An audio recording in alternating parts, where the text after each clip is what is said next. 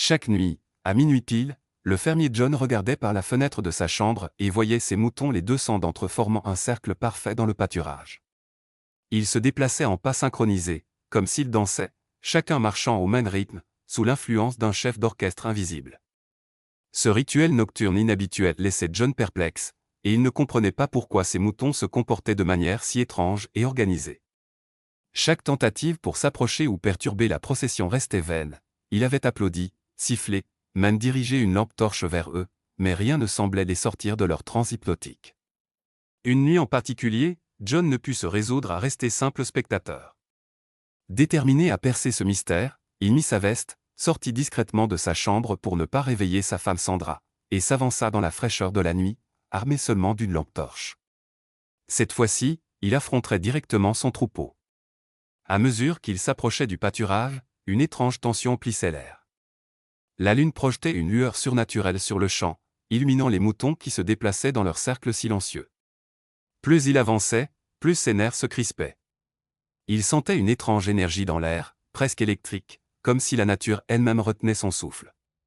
Il s'arrêta au bord du pâturage, les yeux rivés sur les moutons, les étudiant plus attentivement que jamais. Ils ne semblaient pas angoissés ou malades, mais ils étaient totalement indifférents à sa présence. Les mains de John se refroidissaient, saisis par la sensation étrange que quelque chose de surnaturel était à l'œuvre. Après avoir observé la procession silencieuse pendant près d'une heure, John rentra à la maison. Il avait besoin de repos, mais son esprit était envahi de questions. Avant de rentrer, il enregistra une courte vidéo du phénomène étrange, puis se glissa dans son lit, espérant qu'au matin, tout cela aurait un sens. Mais le lendemain matin, alors qu'il revoyait les images sur son téléphone, le mystère ne fit que s'approfondir. Depuis le coin de la cuisine, Sandra le regarda, remarquant l'inquiétude gravée sur son visage. Quand il lui montra enfin la vidéo, ses yeux s'écarquillèrent de stupeur. Qu'est-ce qu'ils font ? Demanda-t-elle, sous le choc. C'est ce que j'aimerais savoir, répondit John. Au début, je pensais que je rêvais, mais ils le font toutes les nuits. À minuit pile. Le front de Sandra se plissa d'inquiétude. Elle insista pour l'accompagner cette nuit-là, afin de voir par elle-même. Et donc, alors que l'horloge approchait minuit, ils s'enveloppèrent dans leurs manteaux et sortirent ensemble. L'air de la nuit était frais, et le pâturage baignait dans l'ombre. Tandis qu'ils s'approchaient du troupeau, leur cœur battait à l'unisson de leurs pas, et comme John l'avait promis, les moutons entamèrent leur procession en parfaite et troublante harmonie. Au cours des nuits suivantes, le phénomène se répétait, invariablement ponctuel, entraînant Sandra et John dans une sorte de transe tandis qu'ils cherchaient à comprendre. Dans l'espoir de trouver des réponses, John partagea sa vidéo avec un groupe de fermiers locaux, la téléchargeant sur un forum en ligne avec une simple question presque suppliante. Quelqu'un a-t-il déjà vu cela ? Presque aussitôt, son post fut inondé de commentaires, pour la plupart moqueurs, mais certains intrigués. Une blague de poisson d'avril en octobre, plaisanta l'un. Peut-être une sorte de toxine qui affecte leur cerveau, suggéra un autre. Mais un commentaire, enfoui parmi les dizaines de réponses, attira l'attention de John. Mon grand-père racontait que nos moutons faisaient la même chose. Je n'ai jamais su s'il était sérieux. Il disait que ça arrivait seulement sous la pleine lune. Le message fit frissonner John. Pleine lune. La lune pouvait-elle être liée à l'étrange comportement de son troupeau ? Cette nuit-là, il vérifia le calendrier lunaire. En effet, la lune avait été pleine les dernières nuits. Il partagea cette révélation avec Sandra, qui ressentit un pressentiment inexplicable. Ensemble, ils se demandèrent si quelque chose d'ancien, de rituel, pouvait pousser les moutons dans cette marche de minuit. Dans les jours suivants, John plongea dans ses recherches, lisant des articles sur les cycles lunaires et les effets étranges qu'ils pouvaient avoir sur le comportement animal. Il lut des récits de loups hurlants, de chouettes se regroupant, et d'autres phénomènes nocturnes, mais rien de comparable. Toujours insatisfait, il décida de montrer ces images à la vétérinaire locale, le docteur Clara Hughes, une professionnelle dévouée ayant un grand intérêt pour la neurologie animale. C'est quelque chose que je n'ai jamais vu auparavant, dit le docteur Hughes après avoir visionné la vidéo. Mais les animaux peuvent présenter des comportements étranges en raison de déclencheurs neurologiques, de changements environnementaux, ou même de psychologie de groupe. Je serais prête à venir examiner les moutons moi-même sur place. Cette nuit-là, le docteur Hughes rejoignit John et Sandra au pâturage, équipés de ses outils cliniques et de caméras.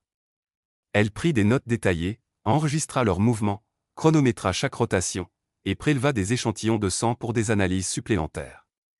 Malgré ses efforts méticuleux, elle ne trouva aucun signe de maladie ou de détresse chez les moutons. Leur constante vitale était normale, leur démarche stable, et physiquement, rien ne pouvait expliquer leur comportement étrange. Après plusieurs nuits d'études minutieuses, le docteur Hugh parvint à une conclusion perplexe: il n'y a rien de physiquement anormal chez les moutons. Si c'est un état de transe, il est sans précédent dans la science vétérinaire. Ce problème pourrait ne pas être d'ordre médical. Désespérée de trouver des réponses, Sandra se rendit à la bibliothèque locale, fouillant dans les vieux folklores et l'histoire de leur ville. Dans un vieux livre, enfoui dans un coin poussiéreux, elle trouva des références à un ancien puits qui existait autrefois sur leur propriété. Selon le livre, le puits était un lieu de rassemblement sacré, où les habitants tenaient des rituels à la lueur de la lune pour honorer les cycles de la terre. Et étrangement, la description du puits correspondait à une vieille structure en pierre oubliée, à la lisière de leur pâturage. Sandra partagea cela avec John, qui ne put s'empêcher de sentir qu'ils étaient sur le point de découvrir quelque chose d'extraordinaire. Ils décidèrent de dégager les broussailles et les débris autour du puits, révélant ces pierres usées par le temps et des symboles profondément gravés dans sa surface altérée par les années. Les symboles étaient étranges et inconnus, représentant des animaux en formation circulaire, des phases lunaires, et d'autres figures énigmatiques. Saisis de curiosité et d'appréhension, ils firent appel à un historien local, M. Hensley, spécialiste des anciennes traditions. Après avoir inspecté le puits et les gravures, il était visiblement secoué. Ces symboles, murmura-t-il en traçant du doigt les gravures, ils sont anciens, probablement antérieurs aux premiers enregistrements de cette région.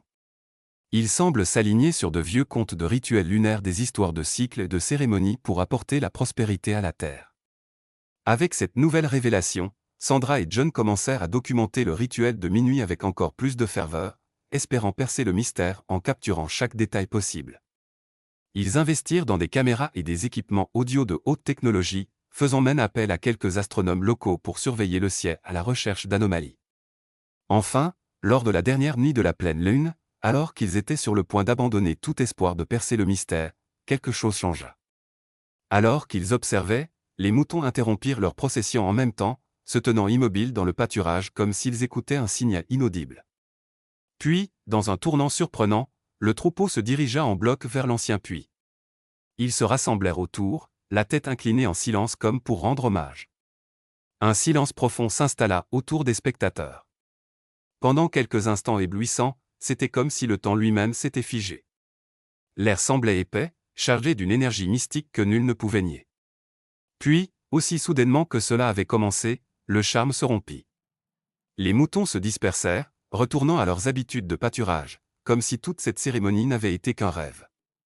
Ce matin-là, alors que John et Sandra marchaient jusqu'au puits, ils trouvèrent quelque chose d'étrange à sa base, de petites pierres luminescentes, disposées en cercle parfait, comme posées intentionnellement. Plus tard, l'historien expliqua que de telles pierres symbolisaient souvent des bénédictions dans les rituels anciens, laissés pour marquer la réussite d'une cérémonie. John et Sandra ne virent plus jamais le rituel de minuit des moutons. Le troupeau reprit son comportement habituel, mais le couple resta à jamais marqué, hanté et humble devant le mystère auquel ils avaient assisté. L'ancien puits ne trouva jamais d'explication, et les villageois ne conservèrent que des murmures de légendes et des spéculations sur ce qui aurait pu conduire le troupeau cette nuit-là. À ce jour, l'histoire du troupeau de John circule parmi les villageois, une histoire mystérieuse de cycles lunaires, de rituels anciens et du lien indéfectible entre la terre et la vie. Certains disent que le puits demeure une source de pouvoir mystique, un gardien silencieux des secrets de la terre. Et parfois, lors des nuits de pleine lune, les passants affirment encore entendre les échos lointains de sabots de moutons tournant dans l'air de minuit.